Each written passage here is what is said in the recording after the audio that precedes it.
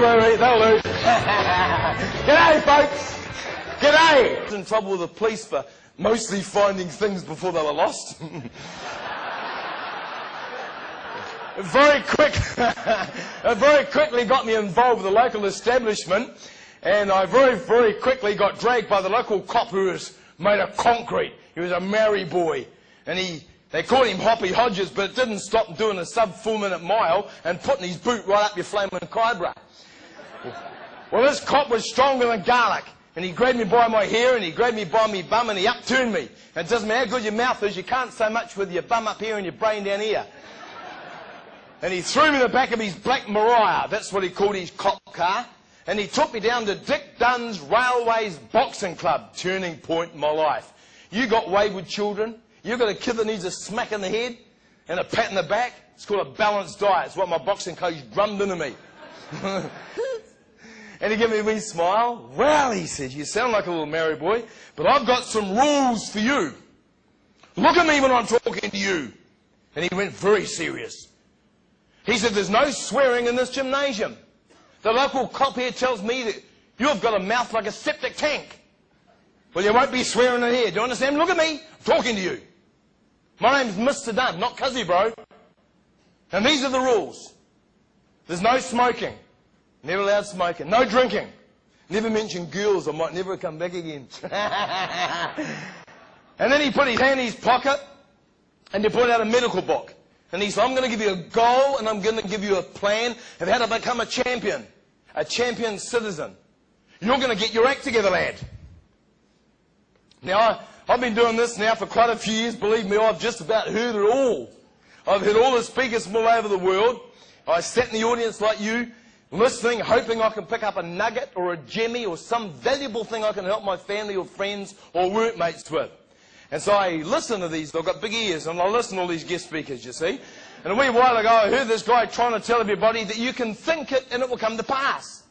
And I'm sitting there thinking, this is going to save a lot of hard work. My ears are doing this, you see. Thinking it and it'll come to pass. And he was in the subliminal tapes, where you bought this guy's blank C90 cassette. It was called A Hidden Message. And it had sounds like...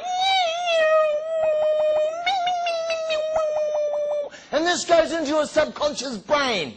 You believe this? Well, this was an accountant conference, and they all lined up to buy his blank cassette. The Hidden Message. But my coach said it's hard work. You can't sit in the corner going, to get your crap together. It doesn't work.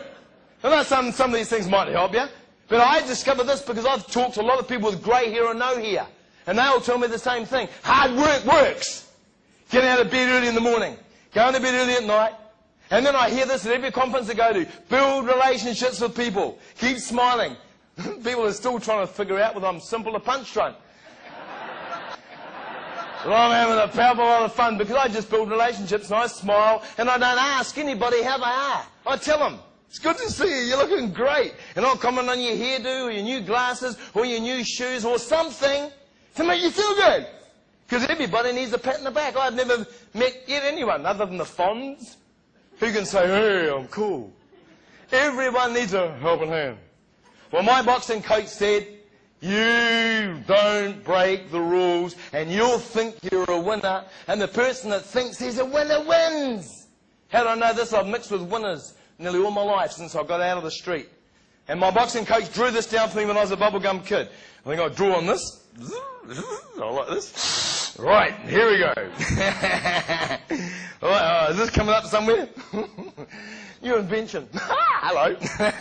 He wrote up here, Billy Graham, New Zealand boxing champion. Good to see your name up in highlights. Then he wrote this down. I'll promise you something, you promise me something. I'll promise you that you'll be a fighter and you won't get hurt. You'll learn the art of self-defense. Hit without being hit. You'll stay in the game till I tell you, and when I say get out, you will not have one more fight. You'll finish. Do you understand me? Look at me. Talking to you. How he was dead strict. And he said, this requires 100 press-ups, 100 sit-ups, 100 pull-ups, and 10 minutes with a skipping rope. Now, does that look easy? The winning edge is what you're prepared to do that other people won't do. When we used to go around the country boxing, all the other gyms did 50 press-ups. But my boxing coach said the winning edge is we're going to do what other people won't do. We're going to get our hands hard. We're going to get our shoulders strong. And then we're going to make our hands quick. He called it the order of self-defense. First order of preference. You need fast hands. And he put 3 coins on his hand like this. And he threw them up in the air and we caught him with both hands. Get out of here. Afterwards, you try. It is not so easy. He put one there, one there, one there. He had to throw them up there and catch them individually. I don't like, I can't even see them with this light on me. I will catch them. Oh, I can't see the flame of things. Hello. If I miss, I'll shout you all a trip to Nine-Oi. Here we go. Whoa. Okay. He knows that if you break the rules, you will always pay the price. He was a mentor. He never smoked, he never drank, he never even said blast. That was a swearing word to him. He wouldn't have language. He wouldn't let you talk loud. You had to talk with a low demeanour when you were in front of him all the time. You had to learn control, personal respect.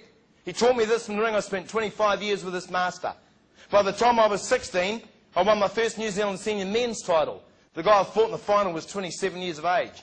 He'd knocked everybody out to get to the final, and I outboxed and ran for my life. When I got to the final, I was quite concerned for my welfare.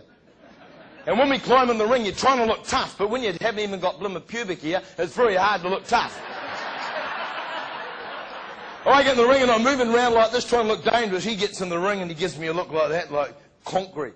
He walks over to me and I thought he was going to shake my hand, but he didn't. He went like that and he grabbed me by my hair and he went, right down the side of my face. He said, "You're just a kid, I'm going to kill you, son." I didn't know what to say. I walked over the ring and I'm trying to keep moving. I'm shadowboxing in the corner. I said to my coach, did you hear what he said? My coach said, "Oh, yes, I did. And if he catches you, he will." Well, I ran for the look of my life and I won the fight. I had a couple of 100 fights. I toured all over the world. I got Australasian titles, New Zealand titles, and South Pacific. I fought all over the place. Then one day my boxing coach said to me, "Billy," he said, put all his hands up and all the kids stopped skipping in the gym. "I want you to always shake Billy's hands tonight." He said, "He's not boxing anymore." He said, "This is last night in the gym. I was 28. At 28, I was unhurt.